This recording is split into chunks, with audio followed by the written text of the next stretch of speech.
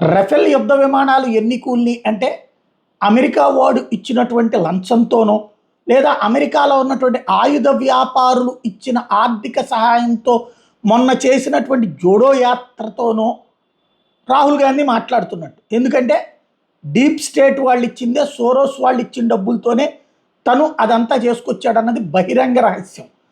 ఎందుకంటే డబ్బులు లేకనే కదా, డైరెక్ట్గా తమ సంపాదన నుంచి బయటికి తీయలేకనే కదా నేషనల్ హెరాల్డ్ లాంటి దాన్ని కూడా దోచేసుకోవాలన్నటువంటి ప్రయత్నం చేస్తే అట్లాంటి వాళ్ళు ₹100 కోట్ల ఎక్కడి నుంచి ఖర్చు పెట్టారు?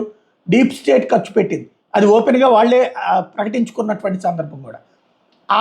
వాళ్ళకి డీప్ స్టేట్ నడిపించేది ఎవరు? అమెరికన్ ఆయుధ ల్యాబీ. కాబట్టి వాళ్ళు ఎందుకు ఇతనికి రఫేల్ గురించి మాట్లాడిస్తున్నారు?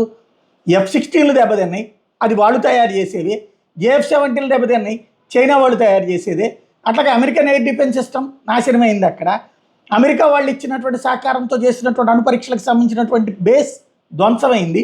అంటే అమెరికన్ ఆయుధ ల్యాబీకి అతిపెద్ద షాక్ అయింది. At the same time France నుంచి కొన్నటువంటి రఫేల్ యుద్ధ విమానాలు సక్సెస్ అయింది, ఒక్కటి కూడా కూలలేదు. రఫేల్ మోడల్లో పంపించినటువంటి డమ్మీస్ని వాళ్ళు కూలిస్తే ఒరిజినల్ దాంతో అసలు కూల్చొచ్చింది మన దేశం. ఈ రఫేల్ అన్నటువంటిది కూల్చానని చెప్పినోడు పాకిస్తాన్ ప్రధానమంత్రి. బట్ ఒక్క చోట కూడా ఒక్క విమానం కూడా కూలినట్టు భారతదేశంలో ఉన్నటువంటి కాంగ్రెస్ వాడు కూడా ఎవడు కనిపెట్టలేకపోయాడు. ఎందుకంటే ఎక్కడ కూలలేదు కాబట్టి. అలాంటి సిచ్యుయేషన్లో ఇప్పుడు పదే పదే మాట్లాడుతున్నది అదే పాయింట్.